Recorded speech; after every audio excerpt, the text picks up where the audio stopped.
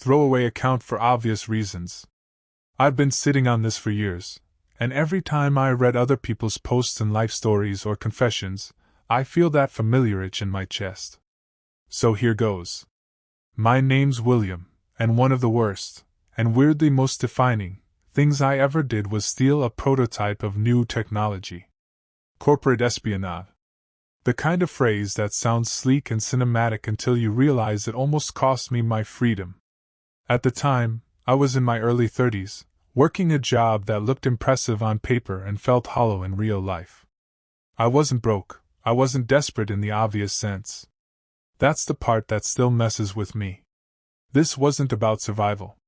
It was about resentment, ego, and a growing sense that I was smarter than the people who kept telling me no. The prototype itself was something everyone in the company whispered about. Next-gen, game-changing, the kind of thing that could reshape an entire industry. I wasn't supposed to be near it, let alone involved. I watched lesser ideas get credit, saw executives posture like visionaries, and felt myself shrinking into the background. Somewhere along the line, that turned into a quiet, dangerous thought. If they don't value this, maybe someone else will. Maybe I will. I didn't wake up one morning and decide to become a criminal. It happened gradually, through late nights, bitter conversations, and a steady drip of self-justification. I told myself I was exposing waste. I told myself I deserved compensation for being overlooked. Mostly, I told myself I wouldn't get caught. That's the lie everything else grew out of. Once the idea took root, it didn't feel dramatic. It felt methodical. Boring, almost. That's how I knew I was in trouble. Crimes you shouldn't commit are supposed to come with alarms and flashing lights in your head. This one came with spreadsheets. I didn't call it stealing at first. I called it understanding the system.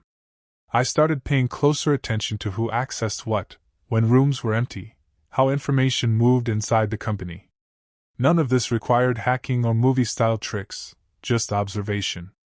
I'd been invisible for years, and it turned out invisibility was useful. Preparation, for me, was less about gadgets and more about patience. I volunteered for extra tasks. I stayed late without being asked. I built a reputation for being reliable, unthreatening. The kind of guy people trusted with doors left ajar and conversations that should have stayed private. Every small act of trust felt like a brick I could eventually pry loose. At home, I rehearsed conversations that never happened. If someone asked why I was there late, what would I say? If someone questioned my interests, how would I shrug it off? I told myself this was just contingency planning, but deep down I knew it was rehearsal. You don't practice excuses unless you're planning to need them. The strangest part was how normal my life looked from the outside. I still paid rent, still met friends for drinks, still complained about work like everyone else. Meanwhile, in the quiet spaces between those moments, I was aligning pieces in my head. Time, access, opportunity. I kept telling myself I could stop any time. I didn't stop. There's a moment before you do something irreversible where your brain tries one last time to save you. For me, it wasn't a voice screaming don't. It was a dull question. Is this really who you are? I ignored it the way you ignore a phone buzzing in another room, aware, but choosing distance. By this point, I knew more than I ever should have. Not in a technical sense, but in a human one. I knew which security guy took long smoke breaks. I knew which manager hated confrontation and which one loved sounding important. I knew when the building felt empty even if it wasn't. That kind of knowledge changes how a place feels. It stops being an office and starts being a map. I remember standing in the elevator one night, watching the floor numbers light up, and feeling this quiet, electric calm. That scared me more than fear would have. Fear would have meant I still respected the line. Calm meant I'd already stepped over it in my head. I started justifying things in advance. I'm not hurting anyone directly. This company will survive. They'll never even know it was me. Each thought stacked neatly on the next, like legal padding around a moral void. I wasn't thinking about consequences anymore. I was thinking about execution. And yet, every time someone smiled at me in the hallway or thanked me for staying late, something twisted in my stomach. Trust has weight when you're carrying it in the wrong direction. I'd nod, smile back, and feel like I was already lying, even when I hadn't done anything yet. That's the thing people don't tell you, the crime starts long before the act. By the time my hands ever touched anything they shouldn't have, the real damage, to my sense of self, was already done. The night I chose wasn't special on paper. No storm, no dramatic deadline, no cinematic countdown.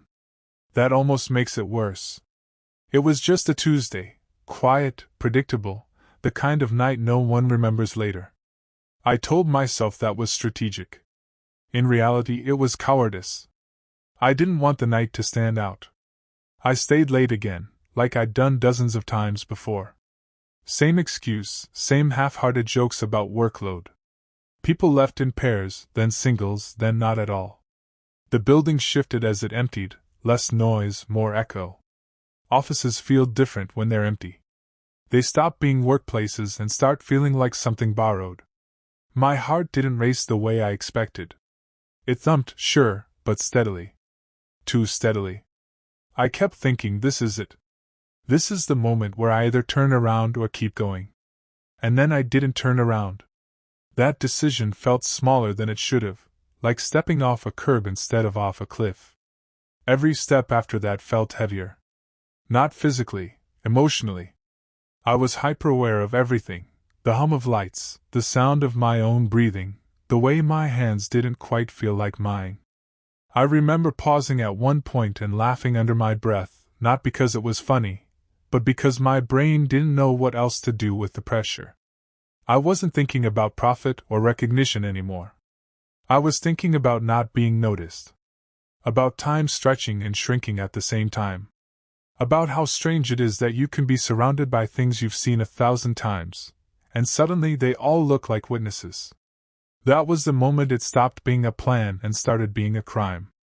I'd imagined this part 100 times, and every version was wrong. When I finally stood in front of the prototype, it didn't look powerful or dangerous. It looked mundane. Clean casing, unlabeled, sitting there like it belonged to no one. That almost broke the spell. For half a second I thought, all this for that? And then my brain caught up and reminded me what it represented. My hands hesitated. Not because I didn't know what to do, but because touching it felt like signing my name to something permanent. I kept expecting alarms or a voice or something external to intervene. Nothing happened. The world didn't react. That silence was deafening. I moved carefully, painfully aware of every sound I made. The room felt smaller than it had any right to be, like the walls were leaning in to listen. I remember the texture of the surface under my fingers, cool, smooth, and the absurd thought that this was the most intimate moment I'd ever had with my job. That's when something unexpected happened. Doubt didn't rush in. Guilt didn't either. What I felt was focus. Pure, narrowing focus. The kind you get in emergencies or right before an accident. There was no room for philosophy, no room for regret. Just a checklist running in my head and the quiet knowledge that I was already committed. I kept thinking, don't rush. Rushing gets noticed. So I forced myself to move slowly, even though every instinct was screaming to grab it and go. Time did that weird elastic thing again, seconds stretching into minutes, minutes collapsing into nothing. When I finally stepped away, whatever line I'd crossed earlier faded into irrelevance. This wasn't theoretical anymore. This was tangible. Heavy. Real. And I could feel it settling into me, like a weight I'd be carrying whether I got away with it or not. Things never go wrong the way you imagine. They go wrong sideways. I was just about to move on, mentally checking off the hardest part, when I heard footsteps. Not loud, not urgent, just present.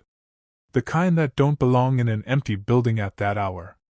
My body reacted before my brain did. Every muscle locked up, and for a split second I genuinely considered just standing there, and seeing what happened, like a deer staring at headlights. My mind raced through options, none of them good. I hadn't planned for company. Not really. I'd told myself the odds were low and treated that like a guarantee. Turns out, low odds still count as odds. The footsteps stopped somewhere nearby. A door opened and closed. I couldn't see who it was, but I could hear the faint sounds of someone settling in, papers shifting, a chair scraping softly against the floor. They weren't looking for me. That almost made it worse. Accidental witnesses are unpredictable. They don't follow scripts. I stayed still longer than was reasonable, barely breathing, convinced that any movement would echo. My heart finally caught up to the situation and started pounding hard enough that I was sure it was audible. I remember thinking, this is it. This is where it all collapses. Not dramatically, just quietly, stupidly. Eventually, the sound stopped again. More footsteps, fading this time. A cough. An elevator dinged somewhere far off. The building exhaled, and only then did I realize I'd been holding my breath so long my head was light. That moment did something to me. It cracked the illusion of control I'd been clinging to. Up until then, everything had felt deliberate, almost professional. After that, it felt fragile. Like I was juggling glass and pretending it was steel. I should have taken that as my cue to walk away. I didn't. After that scare, my plan stopped being a plan and turned into a series of reactions. I hate admitting that, because I like to think of myself as calculated. Truth is, I was winging it, just with a calm face. I double-checked everything I'd already checked twice. Not because it helped, but because it gave my hands something to do besides shake. The building felt hostile now, like it knew. Every creak sounded intentional. Every light felt brighter. I kept replaying the footsteps in my head, imagining alternative endings where someone rounded the corner and caught me mid-act. I adjusted. That's what I told myself I was doing, adjusting. In reality, I was buying time for my nerves to settle. I rerouted how I was going to leave, chose paths that added distance but reduced exposure. I avoided places with cameras I'd walked past 1,000 times without thinking. Funny how quickly you learn the blind spots when you suddenly care. There was a moment where I caught my reflection in a darkened window. I didn't recognize myself at first. Same clothes, same face, but something in my eyes looked sharper. Smaller. Like I'd folded myself into a version that could do this and survive it. That scared me more than getting caught. I kept moving. Slow, deliberate, like I belonged there. That's the trick no one talks about. Confidence isn't about bravado, it's about not apologizing with your body. I matched my pace to the environment, nodded at no one, reacted to nothing. Inside, though, I was vibrating. By the time I reached the next checkpoint, one I'd mentally marked as almost safe, my adrenaline was so high it felt like clarity. That's dangerous, too. Adrenaline lies.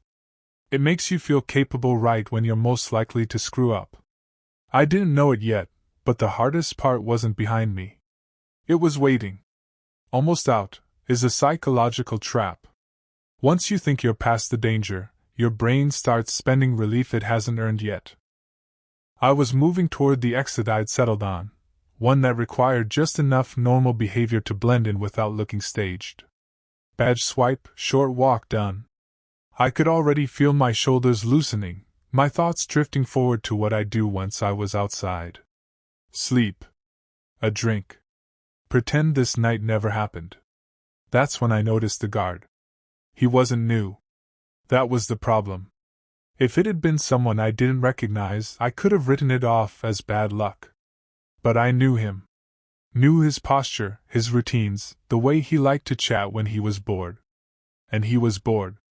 Leaning back, half smiling at his phone, perfectly positioned to notice anything out of the ordinary. I had a split second to decide whether to wait him out or go for it. Waiting meant lingering. Lingering meant questions. So I went for it. I swiped my badge like I'd done 1,000 times. The beep sounded too loud.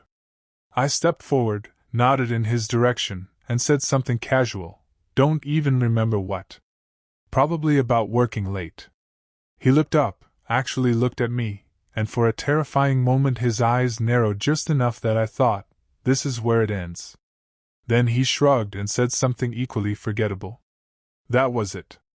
No alarm. No call-out. Just human disinterest. I walked past him, every nerve screaming not to run, not to react, not to show how close I was to coming apart. My legs felt detached, like they belonged to someone braver. When the door finally closed behind me, the sound was so ordinary it felt insulting. Months of build-up, hours of tension, and it ended with a click. I didn't feel victorious. I felt hollow. Like I'd stepped out of myself and left something behind in that building. I didn't realize yet that walking out wasn't the end of the crime. It was just the point of no return. I don't remember the drive home. That's not me being poetic. I genuinely don't remember most of it. I know I got in the car. I know I followed the same route I always did. Somewhere between the parking lot and my apartment, my brain just skipped. What I do remember is the noise inside my head. Once the immediate danger passed, everything I'd been holding back rushed in at once. My hands started shaking so badly I had to grip the steering wheel tighter than necessary. My jaw hurt from being clenched.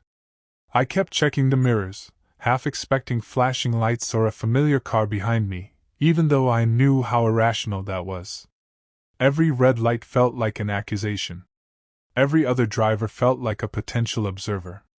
I was suddenly hyper-aware of how suspicious normal behavior can feel when you're hiding something. I obeyed every traffic law like my life depended on it.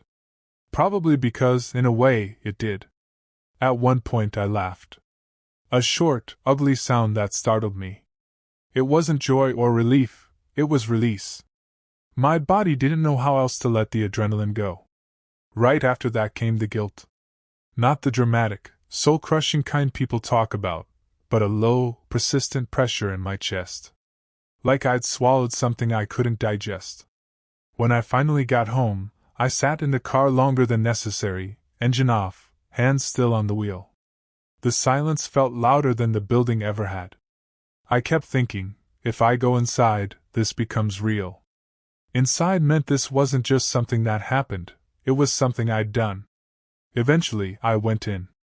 I locked the door behind me out of habit, then stood there, staring at it, struck by the absurd thought that a cheap deadbolt was now my line of defense against consequences far bigger than my apartment.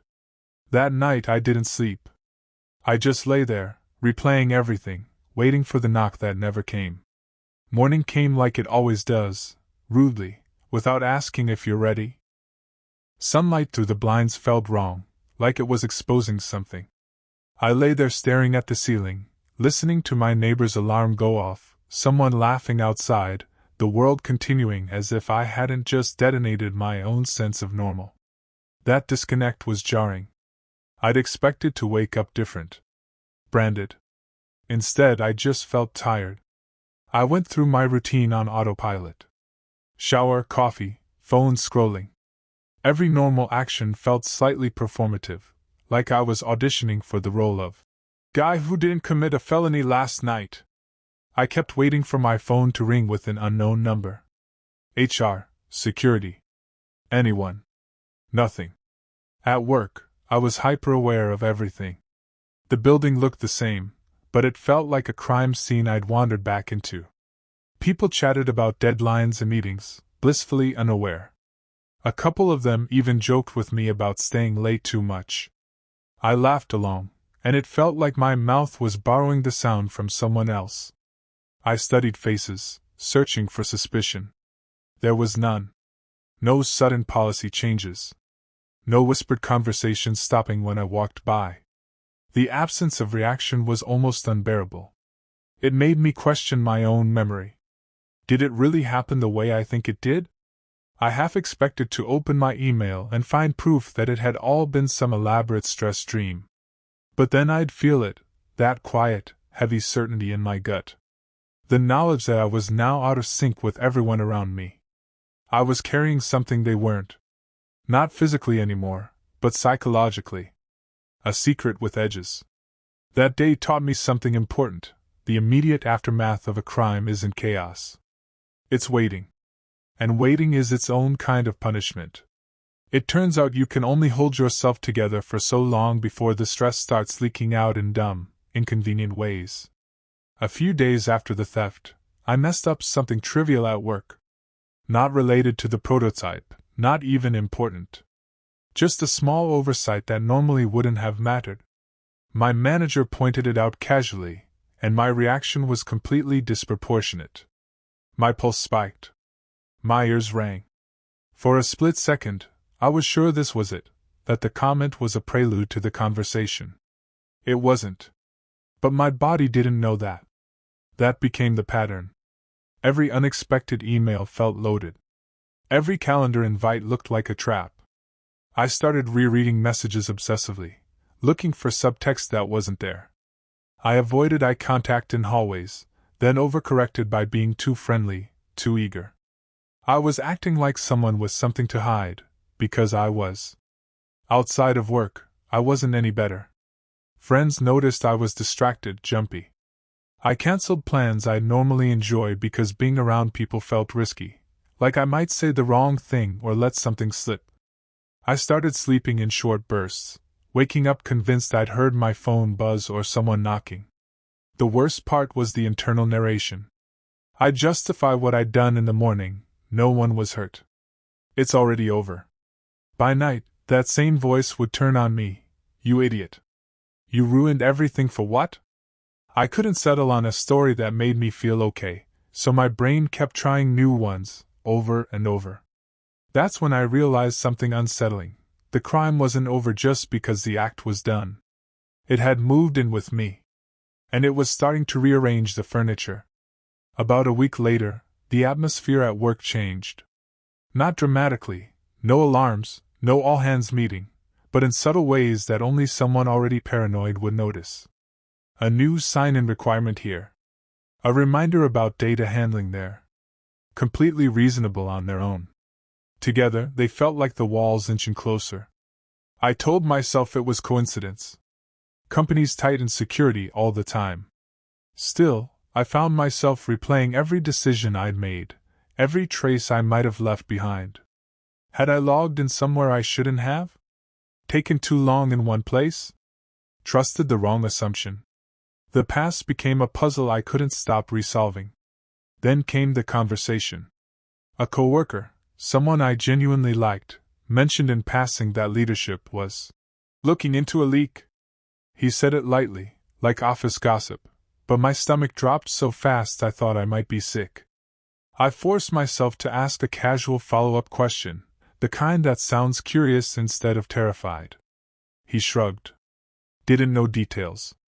Probably nothing, he said. Probably nothing. After that, everything felt performative. I measured my words. I monitored my tone.